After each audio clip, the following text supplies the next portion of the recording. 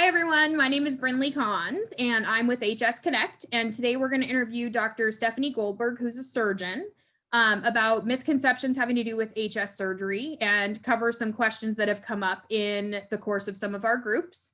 Thank you, Dr. Goldberg, so much for doing this. I really appreciate it. And we're going to start off with just a disclaimer that this is for educational and informational purposes only, not meant to replace the advice of your physician or surgeon. Just kind of giving a little bit of a more broad overview as to the options for surgery with HS and get some of the information out there as we can. Many people have asked about insurance coverage, cosmetic surgery, how that works. That's all based on your personal insurance plan. So we're avoiding any questions having to do with that, since it really is specific to your insurance plan and the way that they operate. So if you have questions regarding that specifically, we'd recommend that you talk to your doctor or surgeon, because they're going to have more of some better input on how to deal with that. So Dr. Goldberg, just to start, what are the main types of surgery for HS? And can you give us kind of a quick synopsis of each surgery and how they're used for HS? Absolutely. So first of all, thank you so much for having me. It's really a pleasure and an honor to be here. Taking care of patients with HS has been one of my greatest joys in my career and in my adult life. I couldn't be more grateful. So to answer your question, the way I like to think about surgery in HS is really categorizing it into two areas. One is excision, so literally removal of diseased tissue. And then the other is a deroofing type of technique in which we're taking off the top portion of the disease and then essentially cleaning or scraping out the tunnels that are present. Perfect. And at what point do you recommend surgery for an HS patient, or when should they consider surgery an option? Truthfully, everyone is a surgical candidate in my mind. And that's a bit counter to how surgery has been viewed in the past. So many of you may see surgeons or dermatologists who don't share that opinion, and you really want to educate them. But when I focus on the care of the patient with HS, what I try to do is establish goals of care with the patient and then see whether or not surgery may match one or help the patient achieve one of those goals. Okay, So some of those perfect. goals, for example, may be decrease pain, decrease inflammation, decrease drainage.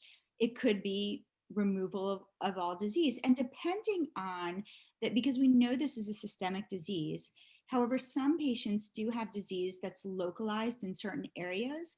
So there are certain times where I might be able to provide more of a curative intent type of procedure than not, depending on how the disease presents itself in each patient.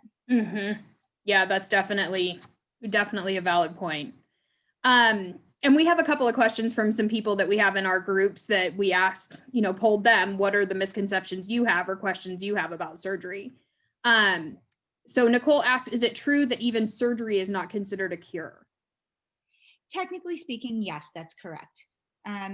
Because this is a systemic autoinflammatory disease, because it can occur in so many different places in the body, I can't, and even if you have, for example, localized disease to your axillis and you don't have any disease in the groin, I can't promise you by excising your axillis in a wide fashion that this disease won't pop up in other areas of your body. So because of that, I don't consider it a cure, but I can talk about curative intent in some patients. And I think that that resonates well with them. Yes, definitely. And that's one of the main questions that has come up over and over again, is that if you do an excision or have a deroofing, does that typically mean that the HS will move to another part of your body? Because I think that's one of the common misconceptions that happens, is that if you excise a certain, place that the disease lives currently, will it just find a new home? It's a hard question to answer. Not necessarily. So a couple scenarios can happen. One is you excise the disease And let's just deal with excision first because that's the easier to explain. So you remove all visible disease tissue and it heals up and there's no additional disease in that area. So what you could also have is a scenario where you can get disease that occurs along the periphery of that area or has not been fully excised, say it's microscopic, for example, and you don't see it, or it's just that natural progression of disease in that focal area. You could also have a scenario where the patient develops the disease in a completely different area of the body. And then the third scenario I've seen is that we know that stress is a trigger and stress manifests itself in so many different ways. So it's also possible, and I've seen where the stress of surgery can actually lead towards further outbreaks, Mm. okay, and further flares in both local and other areas. And because of that, it's really important to combine surgical with medical management at the same time so that we can try to stabilize the disease to the best of our ability. And what about a lot of people have mentioned too that they'll get new abscesses along the scar tissue. What Mhm. leads to that? Is that just not being fully excised or? It could be residual disease left behind. It could be natural progression of disease. I tend to see that more commonly in patients who have big deroofings.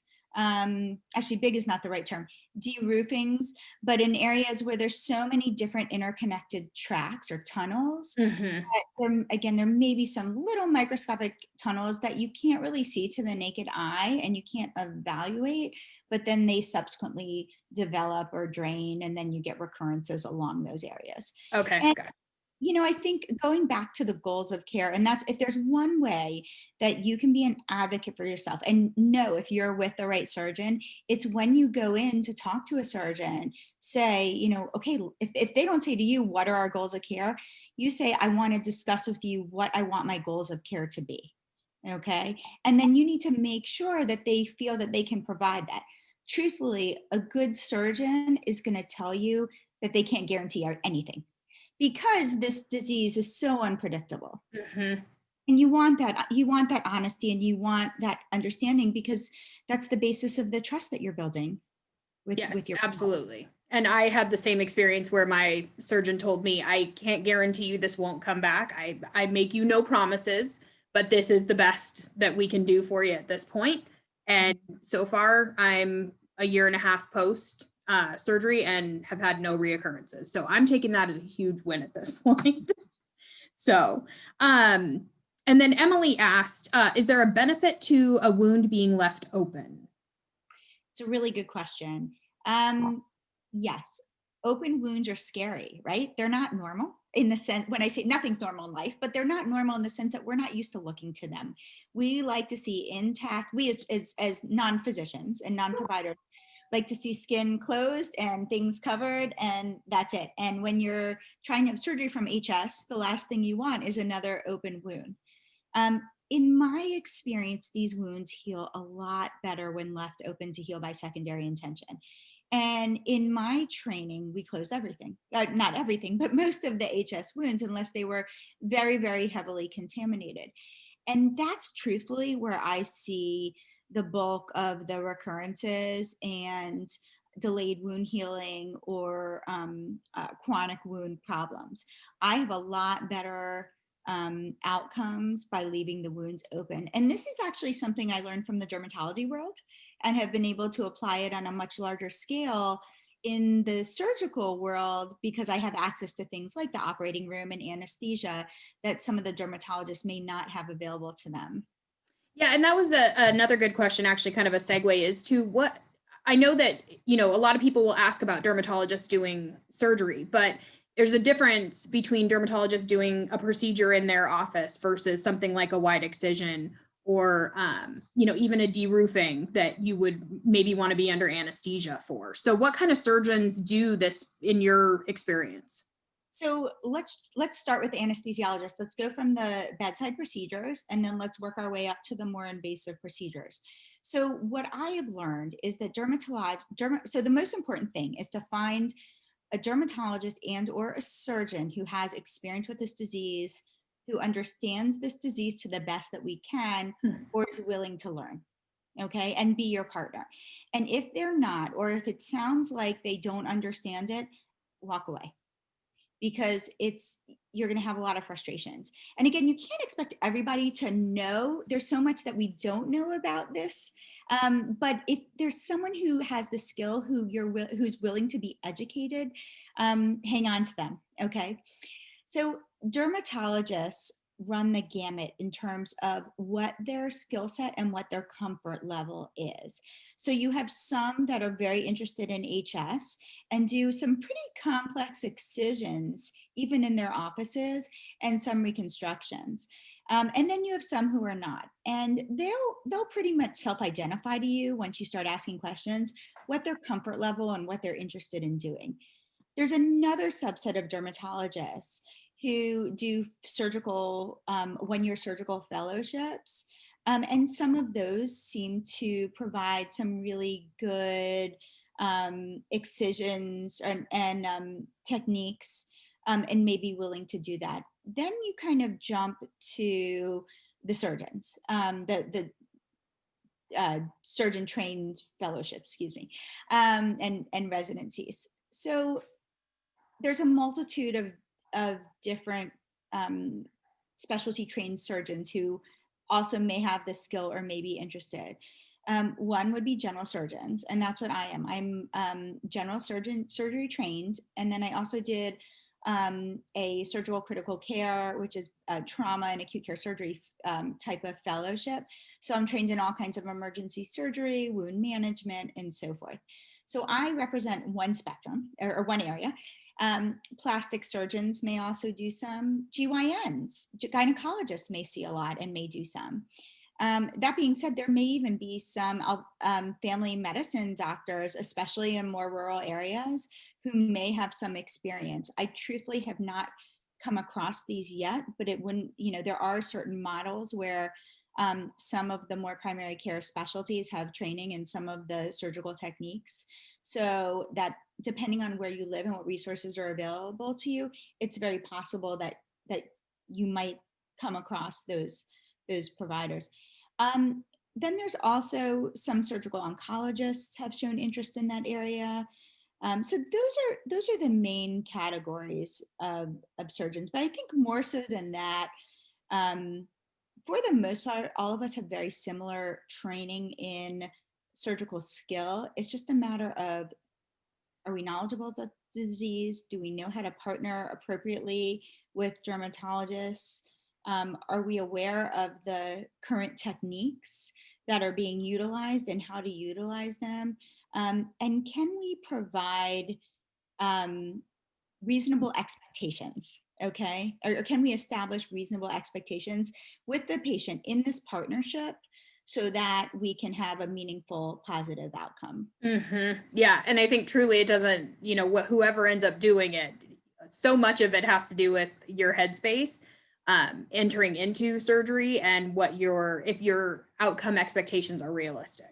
Yeah, and truthfully, when I first started doing this many years ago, and unfortunately, this is not an uncommon scenario, is that a lot of surgeons are just not interested in this for so many different reasons. And when I've been in practice, this is my 10th year in practice, and early on, a number of my more senior partners were handing off these cases to me, and I felt like there was more that we could be doing beyond the traditional general surgical training that we had had. So I actually found the HS world, and it was the dermatologists and the dermatologic surgeons who really taught me how to do some of these skills. And then what I was able to do is take them and implement them on a different scale, for example, in the operating room. And, Mm-hmm. sometimes it takes a team. There's sometimes where I am comfortable doing the excisions, de-roofings, and reconstruction if there is reconstruction to be done.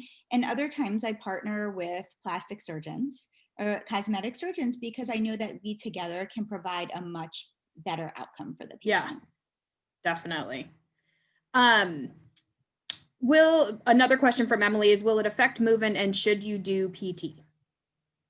Good question. It really depends. So what I've learned in my experience, is that patients with HS heal really, really well.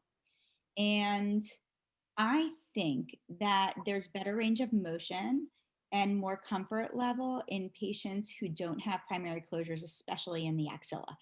Now, I understand what I'm saying might be a little controversial because one of the techniques that we learn in general surgery training is to excise it and to close it. But I think what happens then is as wounds are healing, their arms are kind of stuck with sutures really uncomfortably in this position. And that's when physical therapy is needed at a later time because you can get a frozen shoulder or, those muscles do get weak when you don't use them as much. So I actually, for in the axillas especially, I leave most of the wounds open and I actually encourage people to move their arms. And the nice thing about that too is that it doesn't impact their lives. Hmm. Most people who have HS or have children, families, jobs, hobbies. Who has the luxury of just blocking off 6 weeks to 3 months of their life and sitting at home like this? Everybody has other responsibilities, and we can't put all those things on hold. So, that being said, too, when I meet with a patient to establish those goals of care, a lot of times the way we'll figure out what the appropriate technique isn't necessarily which will provide them with the most chance of a decreased recurrence, but what can their life handle right now, with their responsibilities.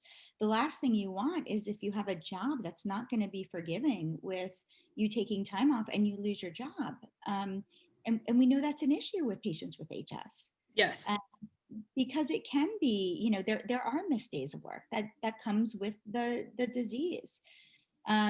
So I've had patients who we've taken more of a symptomatic approach rather than a curative intent or a full type of excision, just because they don't have the luxury of that. And then if and when we get to that point where they need a formal excision or they need something more definitive, we then wait till it's the right time in their lives to be able to do that. Yeah, definitely. And it's amazing it was amazing for me how fast the healing actually happened. And we'll link down below all of the information.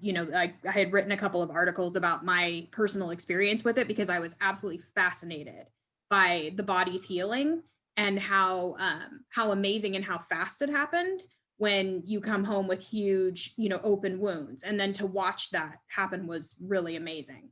It's amazing. And I will say, I typically tell patients to evaluate in about 3-week increments, because I think that's when you can really see the difference. So, first you're looking at this gaping hole thinking, oh my gosh, what did they do to me? And that's where that trust is really important Yeah. with the physician.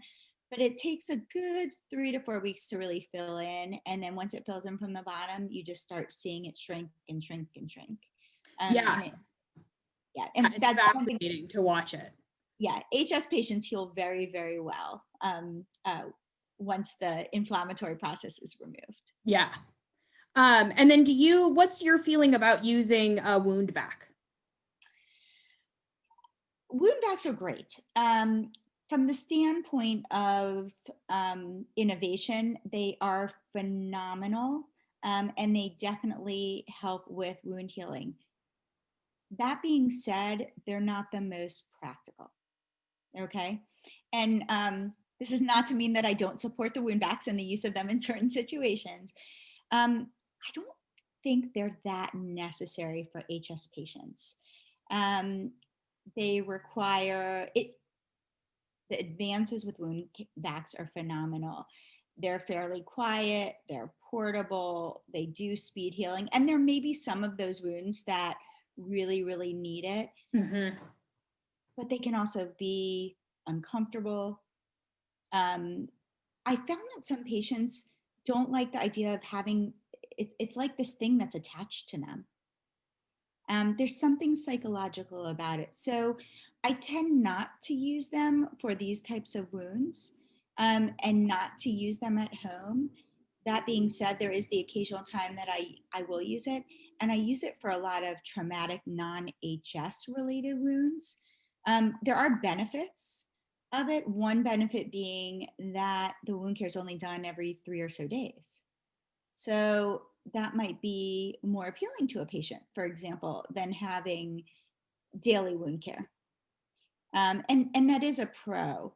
Um, One of the other issues is not all insurance companies cover the home wound vac. And most patients don't want to be in the hospital if they don't have to on the other wound vac. So I think these are important questions to discuss.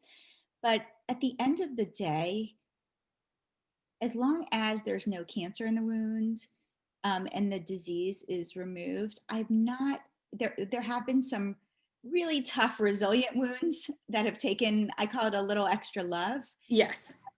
but we've gotten all of the wounds to ultimately heal, unless, for example, an underlying malignancy, which is very, And very. with that, what is your feeling or your thoughts on wound care? I know when I was sent home from having surgery as an outpatient procedure, um, the surgeon had said what he didn't think that I needed wound care. And then when we got home and my mom was my nurse, um, who was helping me, was like, I don't even know what I'm looking at this point, because you're covered when you leave, and it can be overwhelming for someone who doesn't necessarily have any experience with that. So I did personally end up going to wound care, but what's your feeling on that? You have to gauge the situation. I think you have to individualize all of the care. So I have some patients whose family members say, no problem, I got it. Um, and there are others who say, there's just no way I can do this. And both of those scenarios are okay. I do like to show patients pictures ahead of time of what the wounds are going to look like to give them an idea. And fortunately, some of my patients, with their permission and no identifiers, have been very generous at allowing me to share their pictures. Yes. Um, I also have a number of patients who've even offered to be resources for other patients. So I've been able to, with positions of all party or permission of all parties, connect people so that they can share the experiences, which also helps a patient understand what's going to happen. Um, I have tried to simplify the wound care to something that's very simple. And I don't want to necessarily endorse any products right now, but I tend to use silver alginate type of procedure of dressings, which are, I call it felt. And what I tell patients, it's like cutting a piece of felt and sticking it in a wound, and you can't mess it up. And if they say, "Oh, I got it," then we do it. And there's sometimes when you go home, you say, this is too much. I thought I could do this and I can't do this. And no problem, we'll arrange for someone to come out. And other times people might want someone to come out for a couple sessions to teach them or their family members how to do everything until they're comfortable. And then they stop coming, and they do it on their own. And I have a lot of patients who figure out how to do it by themselves. It's important to know, though, that there's a number of different ways to manage wounds. There's no one right way. I know a lot of the dermatologists and dermatologic surgeons use um, uh, bacitracin or a Vaseline type of gel that they put in the wounds instead of some of those other wound care products. I sometimes do it. It just depends on the nature of the Yeah. wound. So I gauge based on how it looks, the size of the wound, also the insurance coverage of the patient. Because at the end of the day, what we don't want to do is bankrupt a patient over Yeah. um, some of these, which may not be quote unquote necessary. Um, Another point to bring up with the home health is that most of the time, so there's two types of wound care that you can get. One is a home health nurse to come to your house, and then the other is to go regularly to a wound care center. And the challenges with both of those are that they may not be able to provide daily wound care. So even if a nurse is coming out, you need to do daily wound care changes, you still may have to participate in it in some way. But if you have a nurse coming to the house to do your wound care, you basically have to be homebound for that period of time. Yeah. So for patients who are still trying to work, that just may not be an option. Yeah, definitely. And like you said, I mean, there's so many different wounds. And even during an excision, if you're having multiple areas excised, then some are larger, some are smaller. I mean, it really is an individual thing, definitely. Denise asked, how does lancing, either self-lancing, which we don't encourage, or having INDs, play a role in the surgery or future care of your HS? That's a really excellent question. So let me jump back with, we know that the recurrence rates of this disease after IND or self-lancing are nearly 100%. And the reason is that when the IND or the self-lancing, and self-lancing is fraught with its own issues. There are many people who do engage in it, but it also can be associated with a lot of infections and things like that can be very detrimental. I know it's not something that's endorsed by the HS Connect and so forth. What it does is it's relieving pressure. Okay. It's similar but different to when incision and drainage is the mainstay of how to treat abscesses. Okay. And I'm talking about abscesses in the absence of HS. Okay. So if someone without HS has an abscess, literally a pocket of pus, a collection of pus, the treatment is to open it up and drain it. And as long as there's nothing feeding it, it heals up just great, or just well, excuse me, well. The difference with HS compared to those other patients is that HS has that in the wall, okay? The wall underneath it all. And that's not going away with self-lancing or incision and drainage. Whereas in patients who don't have HS, who has abscesses, they don't have that underlying disease that's driving all of this. So what it does is it relieves, it provides comfort for the patient. But there's other options for getting comfort as well. And a number of patients have self-lanced in the past because they haven't had good access to healthcare, partially because there haven't been good partners on the physician and provider end.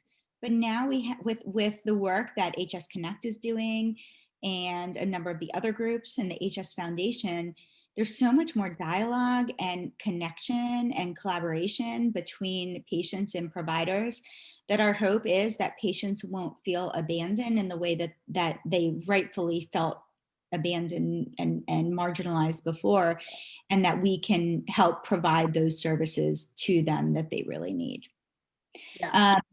In terms of definitive surgeries, in my experience, once you do an IND or self-lancing, I'm using those synonymously, a couple things can happen. First is that it can turn a wound that wasn't draining at all into a chronic non-healing wound, which from a quality of life standpoint makes it even worse for the patient. Yes. So that's one potential scenario.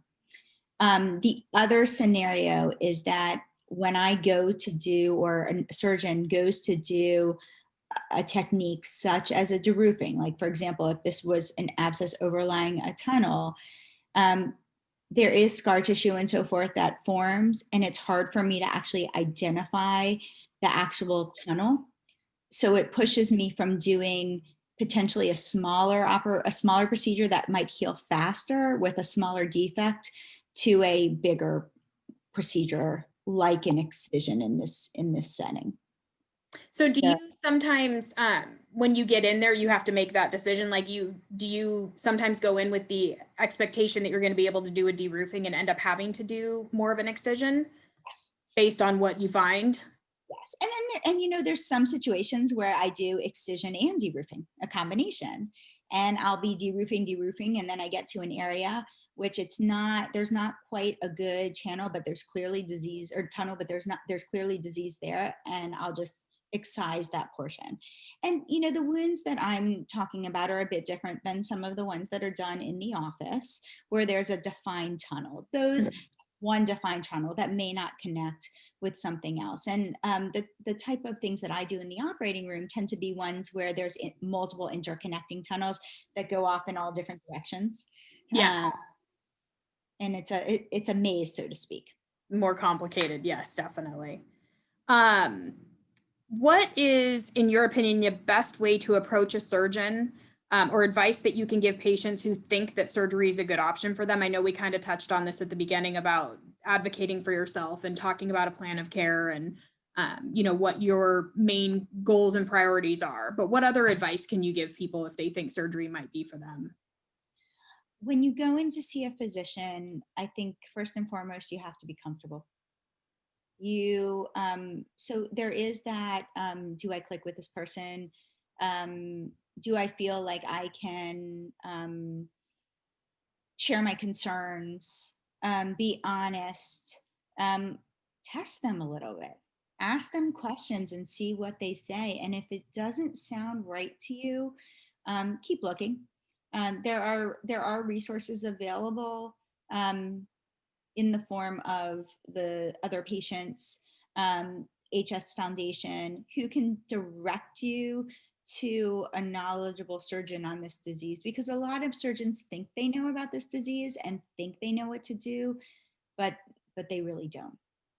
And it's just because the field has been changing so Yes. much that, when in the surgical literature is behind the dermatologic literature in advancements for this disease.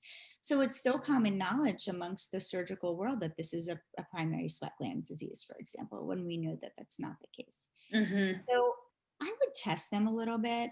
Um, and if any surgeon, you want someone who's going to be honest with you about not being able to definitively cure this disease.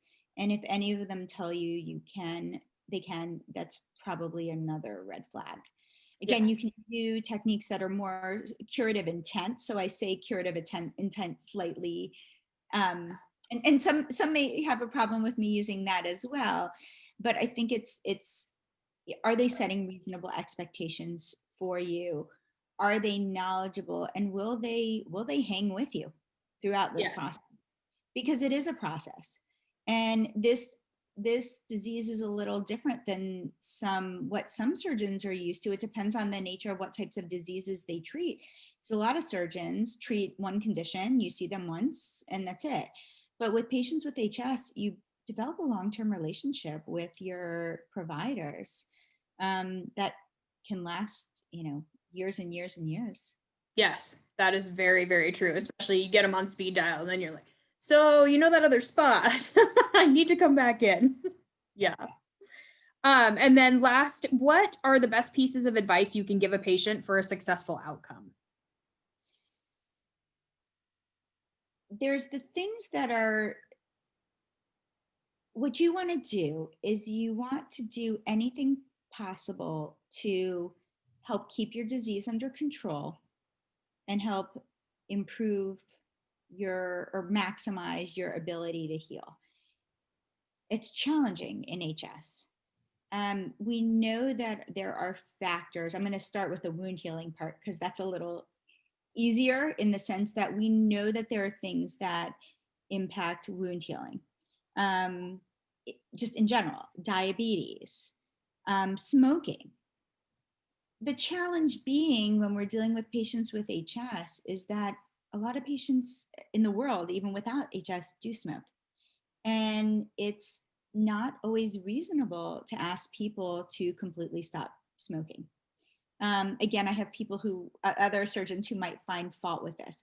And if I'm doing a big reconstruction and a big excision, then that's a conversation we're going to have. Mm-hmm. But for a number of these wounds, even if a patient is smoking, and if they're using smoking as a mechanism, as a coping strategy for dealing with the pain, dealing with the disease, if I take that away from them, they're going to do worse.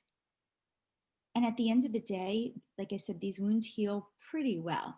So, if we're talking about major excisions, skin grafting, flaps, things like that, then absolutely we're going to have a discussion about smoking and what we can do to help optimize. But for smaller wounds like that, I really am not aggressive about telling people to stop smoking. Yeah. And that being so, with diabetes, it's tricky, right? Because I'd like to see patients have well-controlled diabetes, but I've also found in a number of patients that their disease is actually, or their diabetes is poorly controlled until we do surgeries and more definitive treatments for them, and then their inflammatory processes improve all around. Yeah.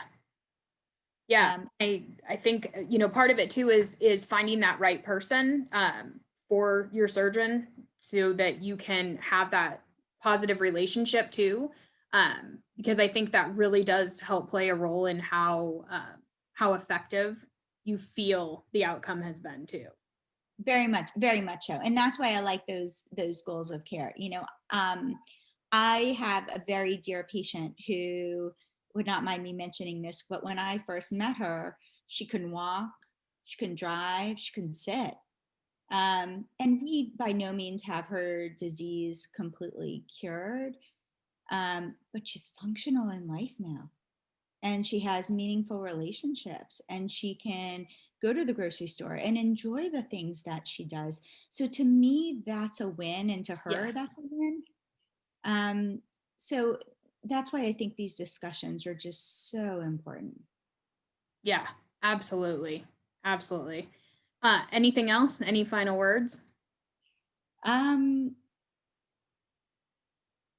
this community that you all have established is just really, it's so special and it's unlike any other medical community that I've seen. It's really so wonderful to be able to partner with you all, be informed and educated by you.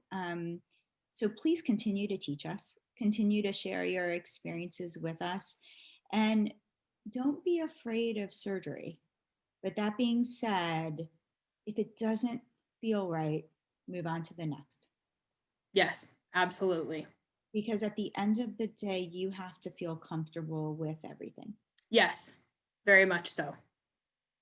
Perfect. Beautifully said. Thank you so much, Dr. Goldberg. I can't tell you how much I appreciate the time to come on here and chat with us about this and help clear up some of the misconceptions. And who knows, maybe someone will make an appointment with a surgeon and find out that this may be exactly what they needed to help control their disease. And they're welcome to reach out to the physicians are welcome to reach out to me too if they want some guidance and so forth. But thank you for the opportunity to speak with you today, and I hope this was useful. It was very useful. Thank you so much. I appreciate it. Have a nice day. You too.